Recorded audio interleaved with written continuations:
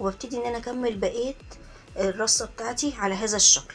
هنا خلصت اول رصه، اول سطر، يعني بعمل سطر افقي وسطر رأسي، يعني التاني بيبقى عكس الاولاني عشان التسوية تبقى مظبوطة. بعد ما خلصت اهو الرصة الاولانية، خلصت كملت الصينية بتاعتي على هذا. في ناس بتحشي في حلة، انا بحشي ساعات في حلة، بس ساعات لما اكون مستعجلة بعمل هنا. التسوية هنا بتبقى حلوة. وطبعا انا عشان بعمل في الصينية على طول فعارفة معيار الشوربة. الشوربة دي شوربة فراخ مش شوربة كوارع، تمام. كانت عندي في التلاجة، سخنتها وغليتها وضفتها.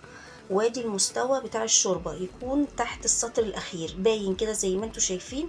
اظن ان هو واضح، ما يكونش عالي وما يكونش مغطي المحشي عشان المحشي ما يعجنش، يبان من تحت. ابتدي اولع النار عليه واسيبها لمدة 10 دقايق لربع ساعة على نار عالية، وبعد كده بوطي على الاخر وبسيبه يستوي على نار هادية، وده بيفرق في الطعم وفي التسوية، وما يكونش فيه رزاية مستوية ورزاية معجنة. تمام. وهو هنا اهو استوى معايا، تمام. زي ما شايفين هو دلوقتي استوى وخلاص. ببتدي ان انا بفتح الحله نص فتحه كده واطفي النار عشان يتهوى وما يبقاش معجن. وحشيت كمان صينيه كرنب لان كان عندي كرنب فحشيتها برضو ايه، قلت اوريها لكم عشان كان نفسي فيه، فقلت بالمره اعمل ده واعمل ده عشان انا كان نفسي في كرنب. صورته لكم برضو بالمره، وكنت عاملاه برضو في صينيه وبحبه انا في صينيه اصلا بيسهل عليا الحشو. هنا بقى ببتدي انا اروح اجهز الخلطة اللي انا هعمل فيها الكوارع. تمام. بحط 7 فصوص توم متوسطين، وبحط من 4 ل5 طماطمات في الخلاط اضربهم. طبعا الاربع 5 طماطمات بيبقوا عاملين بمقام نص كيلو طماطم، دي الكمية اللي انا هحضرها. وبجيب عندي طاسة نظيفة وبحط فيها معلقة سمنة. انا طبعا مستخدمة سمنة بلدي، انتي استخدمي حسب الرغبة. ماشي. واول ما السمنه بتبتدي تسيح معايا بسيبها لحد ما تسخن وتسيح. ماشي.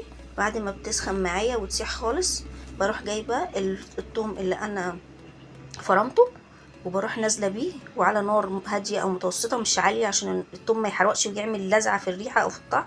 لا، اسيبه كده براحته، يتحمر براحته على نار هاديه، بيكون اطعم والذ واهدى وبيفرق في الطعم. هسيبه بقى كده يتشوح معايا. تمام. انا طبعا في الوقت ده وانا بشتغل اللي اكتشفت ان الكزبره اللي عندي المطحونه خلصت. فانت لو عندك كزبره ضيفي. تمام. انا بصراحه اكتشفت ان هي خلصت فما كانش عندي. مكان ما انا فرمت الثوم بحط ربع كوبايه ميه ومعلقه خل وبخليهم معايا عشان استخدمهم، وبيكون الميه دي خدت بواقي الثوم. هنا الكوارع كانت استوت معايا، بصوا الشوربه رايقه ازاي. وكنت انا شديت الكوارع طلعتها بره. طبعا في حته انا خليتها بس قطع كبيره، وحته تانية سليمه بعضمها. ماشي. في ناس بتحب اللي هو المخلي قطع كبيره، وفي ناس بتحب اللي هو بعضمها، انا بعمل حسب الرغبه اللي عندي. ماشي. وفي ناس بتحب ان هي تخليها وتقطعها حتت صغيره وتتعامل معاها وهي حتت صغيره، بس انا اللي عندي ما بيحبوش كده. فانا بعمل على حسب رغبتي وبقول لك كل المعلومات.